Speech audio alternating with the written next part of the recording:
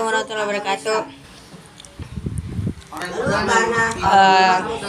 Hari ini saya akan menceritakan ulang tentang perang Badar.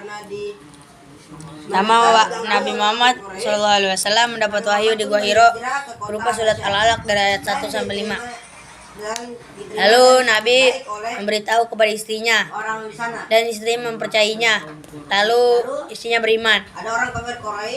Lalu Nabi melakukan dakwah secara diam-diam dari rumah ke rumah dan memberitahu kepada sahabat-sahabatnya yaitu Abu Bakar, Umar, Utsman, dan Ali.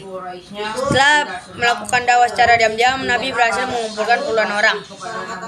Dan lalu Nabi mengasih tahu ke depan Mekah bahwasanya ada agama baru yaitu agama Islam. Dan pamannya tidak terima yaitu Abu Lahab dan para kafir Quraisy yang lain pada menipuki batu kepada Nabi Muhammad, terutama Abu Lahab, dan turunlah surat Al-Lahab. Lalu paman Nabi yaitu yang bernama Abu Talib membela Nabi dan suruh Nabi berhijrah. Nabi berhijrah ke kota Habasyah, lalu lanjut ke kota Taif dan tidak diterima oleh masyarakat Taif, langsung ditimpuki batu. Dan kota Taif juga dinamakan tahun kesedihan karena pamannya dan istrinya meninggal dunia.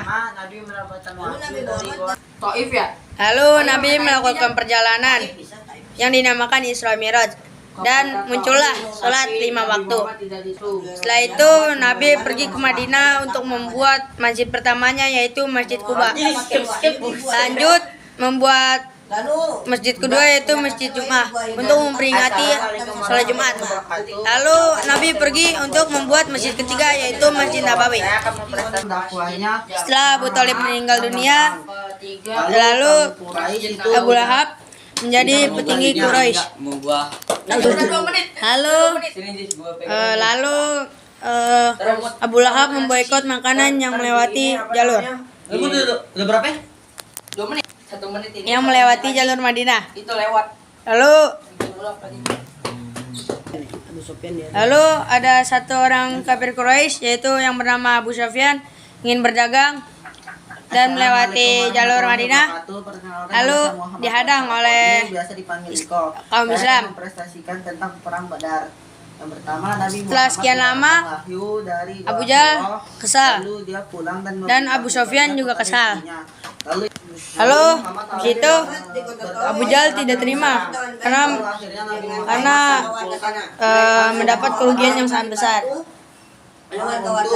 Terus Abu Sufyan merasa terancam atas keadaan yang dihadang orang Islam.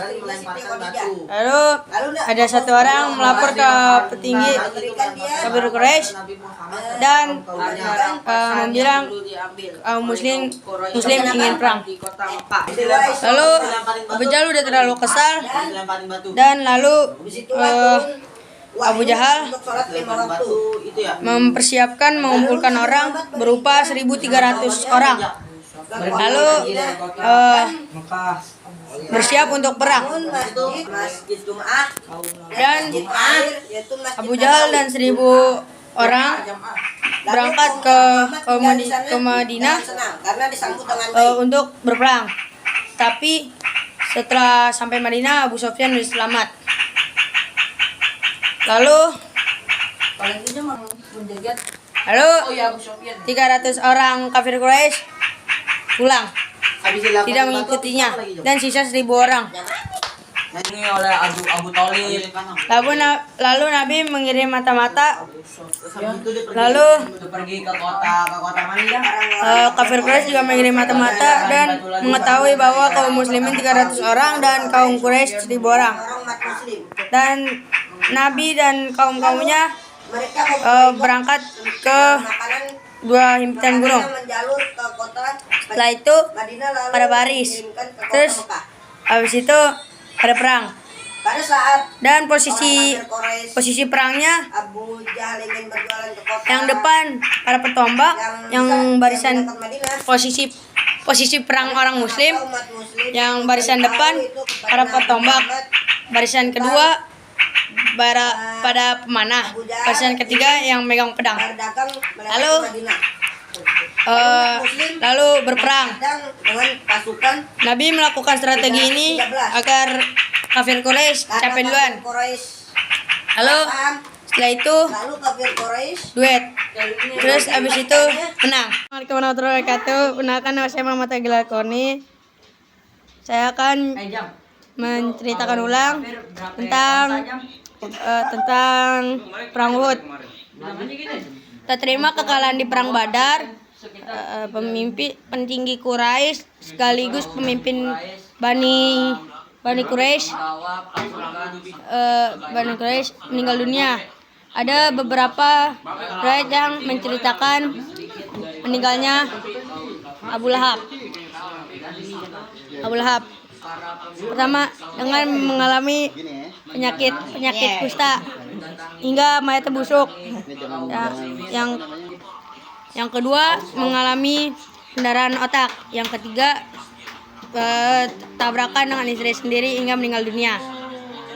Setelah meninggalnya Abu Lahab, Abu Sufyan menjadi pengganti peninggi Bani Quraisy dan istrinya. Dan istri Abu Sufyan tidak terima dengan meninggalnya saudara-saudaranya, termasuk adiknya kalau nggak salah, B-nya. Terus Hindun menyewa satu budak berkulit hitam. Hindun menyewa budak berkulit hitam yang pandai melemparkan tombak, yaitu Wahsy. Hindun berjanji ketika Wahsy berhasil membunuh Sayyidina Hamzah akan membebaskannya dari budak. Abu Sufyan juga ingin memerangi umat muslimin karena jalur perdagangan menuju Habasyah diperputus, dan Abu Sufyan juga mencari jalur perdagangan baru, tapi tidak membuahkan hasil. Setelah itu Abu Sufyan bersepakat dengan kaum musyrikin lain, Bani musyrikin kafir Quraisy, mengumpulkan dana untuk membeli peralatan perang. Lalu Abu Sufyan berhasil mengumpulkan 3.000 pasukan, dan Nabi Muhammad mengirim mata-mata, dan terlihatlah kaum kafir Quraisy yang udah sedia untuk berperang. Lalu Nabi Muhammad dan kaum muslimin lain berdiskusi, dan ada satu orang yang bersepakat untuk perang di luar Madinah, dan terjadilah perang di dekat Gunung Uhud. Nabi melakukan strategi perang seperti di perang Badar dengan dihimpit dua gunung. Gunung satu diisi dengan para pemanah, sekitar 50 pemanah. Nabi berperintah oleh para pemanah jika jangan turun ketika belum disuruh. Perang terjadi. Lalu terjadilah duel satu persatu, dimenangkan oleh umat muslim. Lalu terjadilah perang. Umat muslim udah lumayan menang. Tapi ketika umat muslim udah mengundurkan kafir Quraisy, yang pemanah pada turun dan sisa 7 orang pemanah yang ada di atas bukit, dan kafir Quraisy yang dengan atas pimpinan Khalid bin Walid muter dua bukit, dan ya situ situasi langsung kecoh. Yang di bukit langsung pada meninggal syahid, dan lalu Sayyidina Hamzah setelah berduet meninggal dunia karena kena tombak dari tombaknya Wahsy. Dan setelah perang itu Hindun menghampiri mayat Sayyidina Hamzah dan langsung merobek dadanya dan menggigit ginjalnya, menggigit jantungnya. Setelah menggigit jantungnya, setelah situasi lumayan aman, Nabi Muhammad dan para sahabatnya mengumpulkan para mayat kaum muslimin dan langsung mengubur di tempat yang lebih tenang. Ya, sekian Bang Ape. Assalamualaikum warahmatullahi wabarakatuh. Assalamualaikum warahmatullahi wabarakatuh. Assalamualaikum Bang Ape. Perkenalkan, nama saya Muhammad Agil Al-Qori. Hari ini saya bakalan mempresentasikan tentang perang Khandaq atau perang Ahzab. Cerita dimulai dari kafir Quraisy ya mengajak aliansi satu kaum untuk berperang beraliansi kepada suku Bani Nadir. Dan setelah mengajak beberapa suku aliansi, terkumpullah 10.000 pasukan siap perang. Lalu mata-mata Nabi pun melihatnya dan langsung membicarakannya kepada Nabi, memberitahu Nabi. Nabi langsung mengadakan diskusi. Nabi melaksanakan diskusi di masjid.